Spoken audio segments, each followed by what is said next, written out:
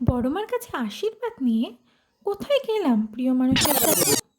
Hey guys, welcome back to our channel Trina's blog. আর আমি হচ্ছি ত্রিনা। দিনটা ছিল জগদ্ধাত্রী পুজো। বড়মার কাছে আশীর্বাদ নিয়ে ঘড়িতে তখন বাজে ওই 9টা।